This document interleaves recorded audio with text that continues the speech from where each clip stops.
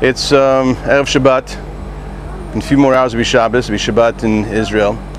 And unfortunately right now there's a major problem within our nation, the Jewish nation. People are fighting each other, people are complaining to each other, people are wondering and asking questions about Jewish unity. And if you think about it, we Jewish people have to be united. There's 100,000 missiles right above us in the north. And then there's missiles in Gaza. And then there's missiles in the West Bank. Basically we're surrounded by missiles everywhere. So if you think about it, the thing is, we have big problems. So when we have infighting between Jewish people around the world and in Israel, do you think the non-Jewish world cares about that? Do you think they're saying, oh, the Jewish people are being so contrite and so forth? They don't really care. We have to be a united front. Now, as a united front, we have to come together and work out our differences between ourselves, not on the public stage of our enemies. They really don't care one way or the other about our solutions. They only have one solution, the Jewish solution, and that's to get rid of us. So as Jews, black hat Jews, religious Jews, non-religious Jews, circular Jews, assimilated Jews, whatever, we're Jews. And as Jews, we have to come together and be united. So I just want to end with this story. It's an amazing story that Rabbi Avram Shapira, the Belgian Rabbi, said this story. And he said this story has to be mentioned in every type of occasion. And this happened to him. When he was in the concentration camp, at that time, of course, no one knew he was a Hasidic Rabbi because everyone was shaved, clean shaved. That's what the Nazis did to the Jewish people. And so one particular day, some of his Hasidim, some of his followers came to him and said, Rabbi, to another few days will be Yom Kippur, the Day of Atonement, and we don't want to work. Is it possible you could talk to Sinowais? Now, Sinowais was a capo. What's a capo? That's a Jewish person who unfortunately betrayed other Jews to the Nazis. And he worked in the concentration camp doing terrible things to other Jews because he wanted to save himself. He only cared about himself. So they asked, please talk to Sinowais and please arrange it that Sinowais will do such a way, something for us, that we don't have to work in Yom Kippur. So he said, well, I don't know if I can do it, but I'll try. So the Rebbe called Sinowais over to the barracks in the night, and he said, Sinowais, listen, do you know who I am? Says, I'm Avram Shapiro, I'm the Belzer Rebbe. Says, I don't care who you are. Rebbe, not Rebbe. Here we're all the same. So I understand that. It's not my concern. My concern is that I have followers, Hasidim.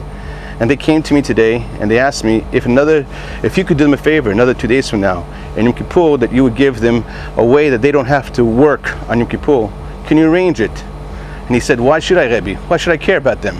So what, they're Jewish people, and I'm Jewish, who cares? Big deal. He said, please do me a favor. It'd be a tremendous protection for you, a tremendous blessing for you. It'd be a great mitzvah if you do that. I guarantee it. He thought about it, I don't know. And 2 days passed by, and what happened?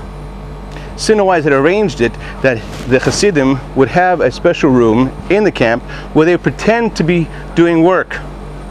And as that would be the way that be able to keep Yom Kippur, and the same token, no one would know that they're keeping Yom Kippur, and they could abide by the law of the Torah.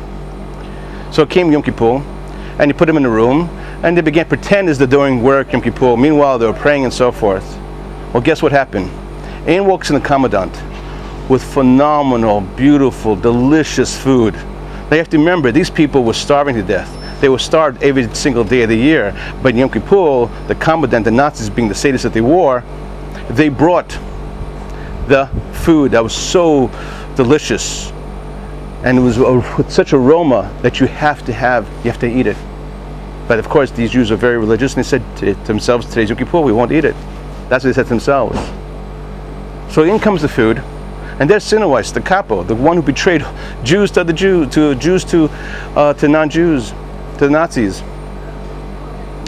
And the commandant says, Sinowais, tell the Jews start eating. And he's looking at them, and all of a sudden Sinowais, this man who always betrayed Jews to Nazis, stood up straight and said, today is Yom Kippur. We Jews, we don't eat on Yom Kippur. Everybody was shocked. The commandant said, what? He says, we Jews don't eat Yom Kippur. The commandant took out the gun and put the Sinowais' head and said, Sinowais, either you eat right now or I'll blow your head off. And Sinowais, who had betrayed Jews and his own religion and his Torah, for many, many years in the camps stood up straight again and said, we Jews don't eat on Yom Kippur. The commandant just killed him. And the blood was seeping out through his mind, through his brain, through his head, and he was dead. Rabbi Shapira said this way, you see, you can never ever misjudge a Jew. This Jew had betrayed other Jews to fellow Nazis. Deep inside was a holy, holy man. Stop at the camera for a second. What we learn from here is we Jewish people have to come together. We have to put away our differences. We have been in Galut, in Golus, in exile for almost 2,000 years, and we still are. If we have this infighting, it means we haven't learned anything from being in exile. That's the reason why we're sent into exile. We have to come together as Jews, united as Jews, whatever our difference is, and see the Jewish neshama, the Jewish soul, in the other Jew. That's the only way we're going to overcome this terrible tragedy of the Galut and of our infighting and our differences. And together we'll serve Hashem as one big family under God's holy wings. Shabbat Shalom.